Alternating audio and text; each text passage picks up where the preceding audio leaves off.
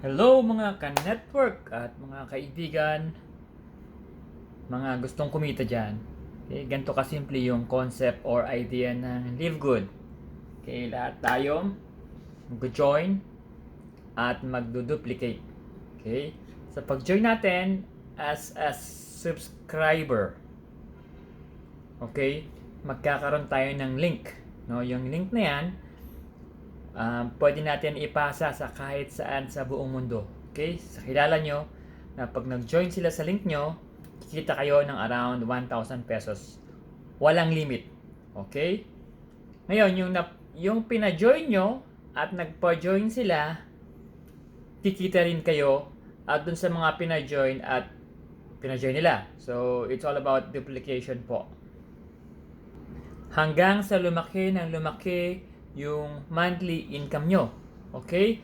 Doon sa mga napa-join nyo directly ang instant commission, hindi siya instant. I mean, every 2 weeks, 1 to 2 weeks binibigay at every month yung sa kabuuan ng network nyo, doon sa duplication. So, paano mag-invite at mag-convince? So, connect lang kayo sa mga kilala nyo or hindi nyo kilala and then i-open nyo. Okay? Pag hindi open, next, thank you kayo. So, naghahanap lang kayo ng taong open at willing at may desire na kumita dito sa platform na ito kahit saan sa buong mundo. Ganun lang kasimple.